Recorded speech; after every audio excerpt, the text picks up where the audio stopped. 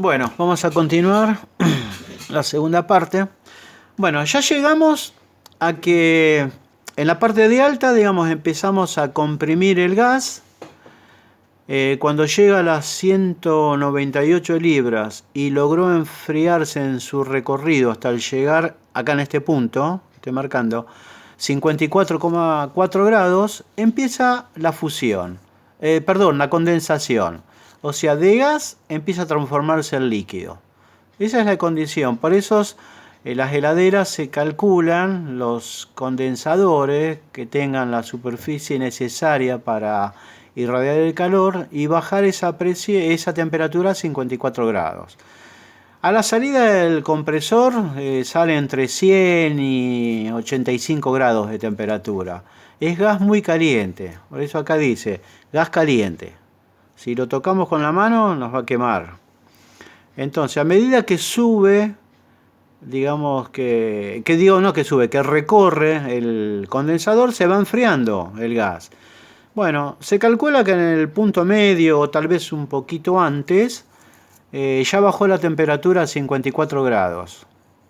Ahí dice 54,4 grados porque es un valor de diseño, de laboratorio.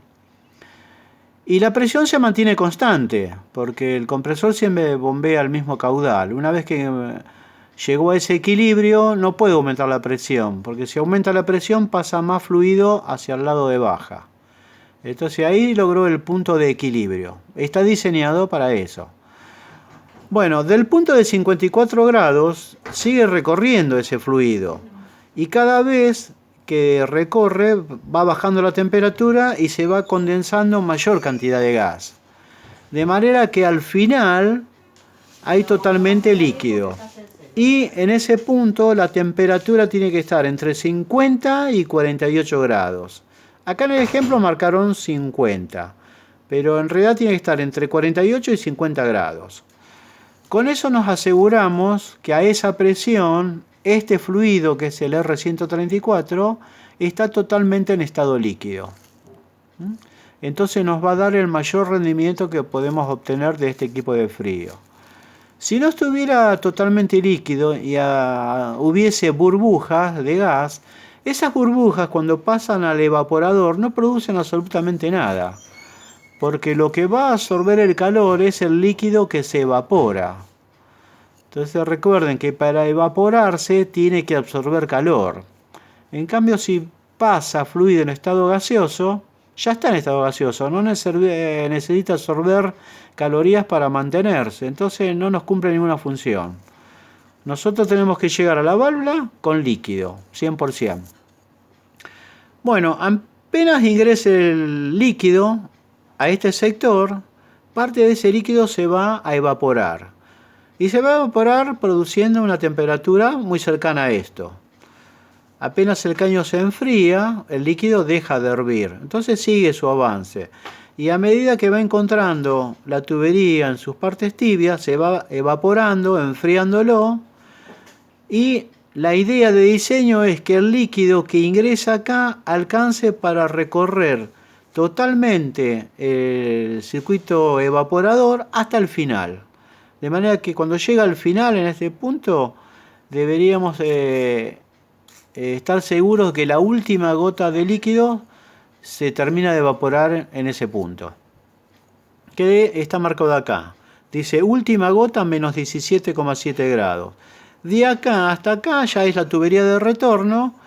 No hay líquido para evaporar. Entonces ese gas que está a esta temperatura empieza a calentarse. Y acá en el caño de succión, muy pegado al compresor, dice que la succión del gas sobrecalentado es de 20 grados. O sea que de 17,7 grados se calentó hasta 20 grados. Y la presión es constante, 6,5 libras.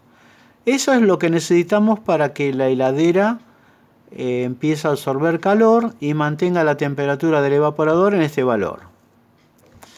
Bueno,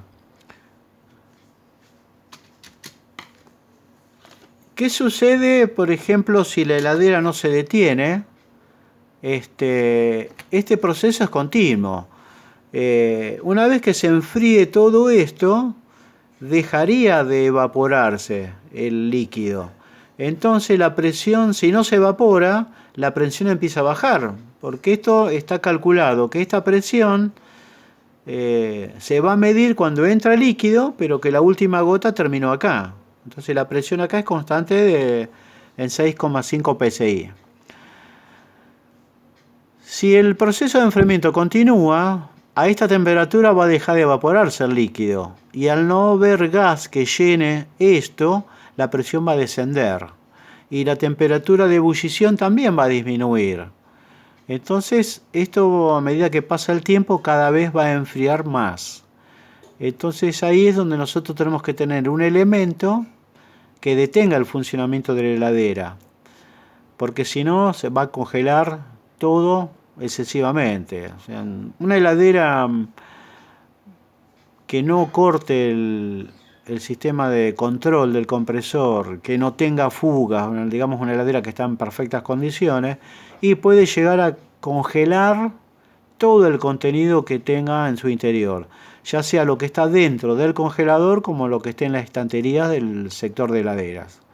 Entonces ahí debemos poner un elemento que controle la temperatura. Cuando llega a un límite prefijado, que apague el compresor, para evitar que todo se convierta en un freezer. O sea, cualquier heladera, no solo un freezer, una heladera común, si anda indefinidamente se convierte en un freezer. Entonces tenemos que tener un control. Acá lo único que estamos haciendo es explicar cómo funciona el funcionamiento y cómo es el proceso de enfriado. Entonces, esto es continuo. Acá la presión, una vez que entró en régimen, se va a mantener constante. Si esto se empieza a evaporar, la presión acá aumentaría. Entonces, todo esto se diseña para que cuando entró en régimen, a esta temperatura, se respeten estos valores. En este ejemplo, hay otras heladeras con otro gas que a lo mejor necesitan menos presión o a lo mejor más presión para tener estos mismos valores de temperatura. Acá usamos el 134, que es unos gases que se usan actualmente en las heladeras modernas, ya a partir del año 2000. Todas las heladeras vienen con este gas. Anteriormente venían con el R12. Entonces el R12 trabaja en otras presiones, un poco más altas.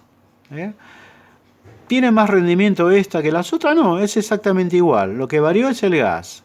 Todas las heladeras familiares tienen que cumplir con el mismo requisito de estos valores de temperatura. Ahora, estos menos 17 grados, recuerden que es la temperatura del congelador. La heladera en su interior tiene que estar entre 1 y 4 grados. ¿Se acuerdan que dijimos que la heladera tiene que cumplir con 3 puntos? Generar frío para poder conservar un helado dentro de lo que llamamos el congelador. Entonces tiene que estar por debajo de menos 12 grados. Poder hacer hielo, que también el hielo con que esté a menos de 0 grados ya se escarcha, pero cuando menor temperatura tenga el hielo, más nos va a durar cuando lo vamos a usar. Ahora, el interior de la heladera, no. Entonces, este evaporador no es tan grande, es pequeño. Entonces, la absorción de calor del evaporador del recinto principal de la heladera no es tan fuerte.